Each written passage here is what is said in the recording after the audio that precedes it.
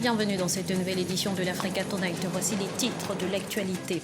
Après 2 ans de travaux, la commission foncière a rendu ses rapports au président sénégalais Macky Sall le 20 avril. Le document fixe le cap pour un accès équitable et sécurisé aux ressources naturelles.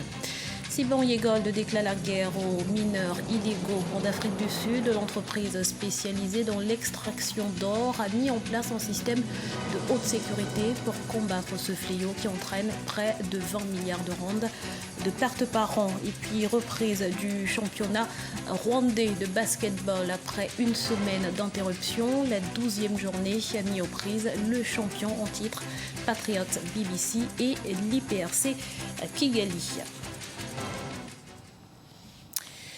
Mais avant de développer ces titres, le 12 mai 2017, c'est la date qui a été retenue pour le rapatriement à Kinshasa de la dépouille d'Étienne Tshisekedi, opposant congolais historique décédé le 1er février 2017 à Bruxelles. L'annonce a été faite ce samedi 22 avril lors d'une conférence de presse de l'UDPS par le secrétaire général du parti, Jean-Marc Kabund, qui en a profité pour solliciter le concours des forces de l'ordre de la République démocratique du Congo ainsi que celle de la MONUSCO pour sécuriser les obsèques. Écoutons-le. Nous annonçons ces jours à l'opinion, tant nationale qu'internationale, ce qui suit. Primo, la dépouille du président, le fait Dr Etienne Tshisekedi Mulumba, sera rapatrié au pays le 12 mai 2017. Secundo, le corps de notre président et père de la démocratie sera inhumé au siège de l'UDPS situé au 2600 sur Petit Boulevard Lumumba dans la commune de Limete à Kinshasa. Tertio, la dépouille mortelle de l'illustre disparu sera exposée au Palais du Peuple pour les hommages populaires mérités. À cette occasion, les femmes et hommes d'État ou de la scène culturelle, ainsi que tous ceux qui n'ont pas encore eu l'opportunité d'exprimer leurs condoléances, pourront les faire durant cette période. Nous sollicitons la sécurisation des obsèques par les forces de l'ordre de la République démocratique du Congo, ainsi que celle de la MONUSCO, conformément à la résolution 2348 du Conseil de sécurité des Nations Unies. Au Sénégal, la commission foncière a rendu ses travaux au président Macky Sall le 20 avril, très attendu pour servir de cadre à la réforme foncière en cours. Le rapport devrait offrir à l'exécutif un état des lieux suffisamment élaboré pour que soient prises des mesures adéquates. Ibrahima Djoumaba. Après plus de 2 ans de travaux, la Commission nationale de la réforme foncière a rendu son rapport au président sénégalais Macky Sall ce jeudi 20 avril à Dakar. Cette réforme était très attendue par les citoyens et les investisseurs. Au Sénégal, 60% des dossiers de justice sont relatifs aux fonciers. Ce nouveau document permettra au pays de renforcer la réglementation foncière conformément aux recommandations de la CNRF. Le document de politique foncière fixe le cap pour un accès sécurisé et équitable aux ressources naturelles.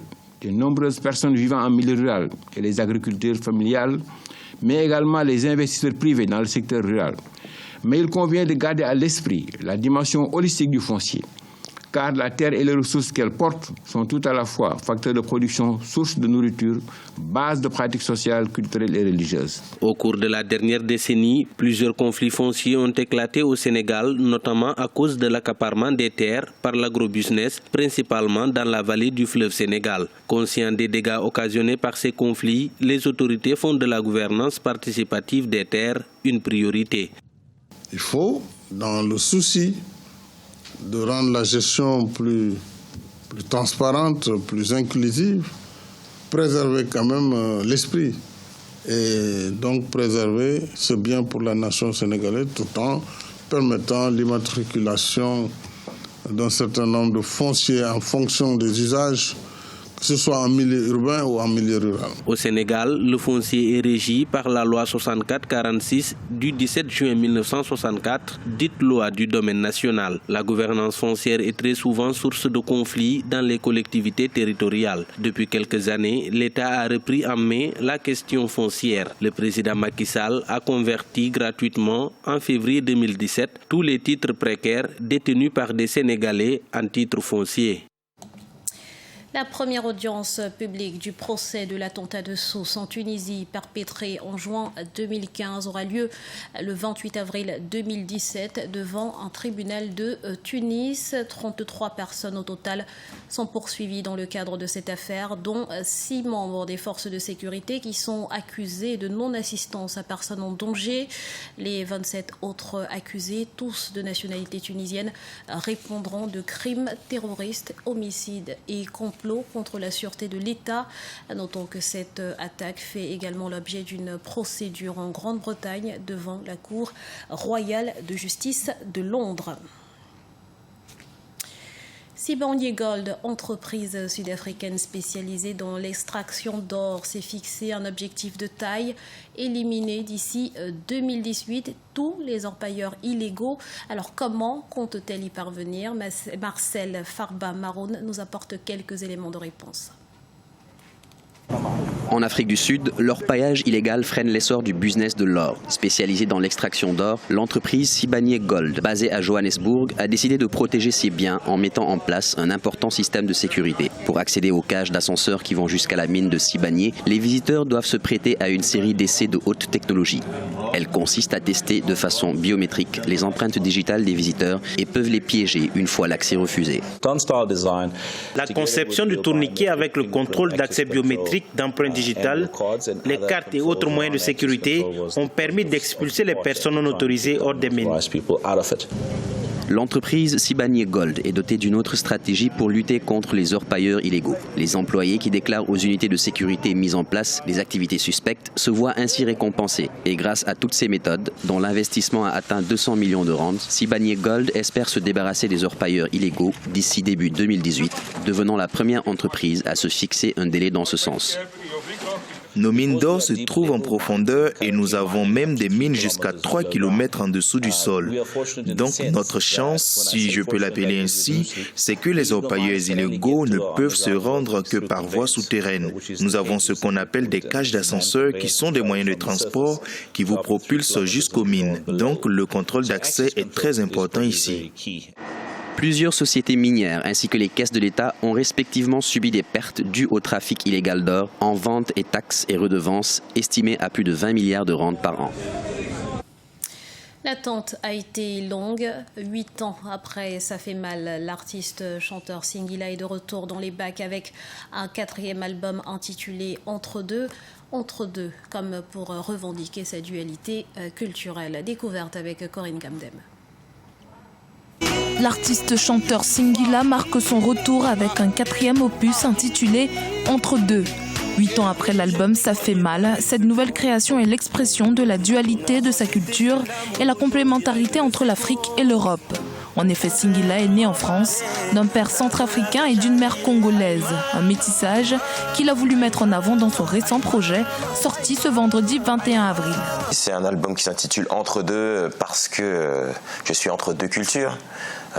J'habite en France, mais j'ai ma culture africaine. Mon père est centrafricain et ma mère est congolaise, donc j'ai baigné dedans. J'ai grandi avec ce mélange culturel, que ce soit au niveau des épices, au niveau des langues, au niveau des habitudes, au niveau de la culture, vraiment de l'éducation. Et puis musicalement, ça se ressent aussi. Dans ce nouvel album, Singila revient galvanisé avec des sons aux sonorités afro-pop. Un travail de longue haleine qu'il a pu réaliser grâce aux diverses rencontres faites et aux expériences vécues durant ces 8 dernières années. J'ai beaucoup voyagé, donc j'ai eu l'opportunité de faire beaucoup de concerts, de rencontrer différents artistes, différentes cultures. Je me suis imprégné de tout ça, parce que chaque fois que je rencontre un artiste qui a une technique différente de la mienne, si c'est ce qui fait m'intéresse, j'ai pas honte de m'en inspirer. J'ai pris tout ça, j'ai appris et j'ai dû vivre des choses, parce que je suis un artiste qui fait de la mélodie, de la musique, mais qui raconte des choses aussi. J'aime raconter de belles histoires, j'ai un côté un peu griot et il faut vivre des choses pour pouvoir les raconter. Ce 4e album, son public l'attendait depuis 2014. En effet, il était supposé sortir il y a 3 ans. Mais Singila et son équipe ont fait le choix de repousser sa sortie. Il revient donc avec un cocktail précautionneusement préparé et abouti pour ses fans. Pour moi, c'est fait. Elle m'a vu parler à toutes les femmes qui sont passées. Le basketball reprend ses droits au Rwanda. Après une semaine d'interruption pour commémoration du génocide, la Ligue nationale 2016-2017 a repris ce 21 avril avec un duel Patriots-BBC, IRPC Kigali. Les champions en titre ont confirmé leur suprématie malgré une frayeur en match aller. Voyez ce reportage à Kigali de notre correspondant Olivier Diakotan. Patriot prend sa revanche à domicile sur IPRC Kigali 84-67, soit 17 points d'écart. C'était le 21 avril 2017 à Kigali. Une partie qui comptait pour la 12e journée de la Ligue 1, messieurs de basketball du Rwanda 2016-2017. Les champions en titre ont remporté tous les cartons et restent leaders du championnat avec 11 victoires et une défaite. Je suis très heureux. Vous savez, la phase de retour est compliquée, mais je félicite mes garçons car ils ont appliqué les consignes. L'adversaire du soir a un très bon niveau, surtout individuellement. Les étudiants de IPRC Kigali ont pour le moment disputé 11 matchs.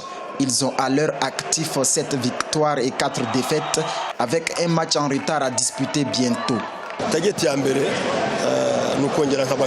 C'est mon devoir de remobiliser mes poulains pour que l'équipe rebondisse dans les prochains matchs. J'ai confiance car on a toujours su se relever après une défaite. Notons que la sélection nationale masculine senior de basketball du Rwanda a été repêchée pour prendre part à l'Afrobasket, désormais prévu du 19 au 31 août 2017 en Angola. Ce journal a été réalisé par l'ensemble de la rédaction. Nous vous remercions pour votre fidélité. Retrouvez dans un instant une nouvelle édition de l'actualité sur Africa 24.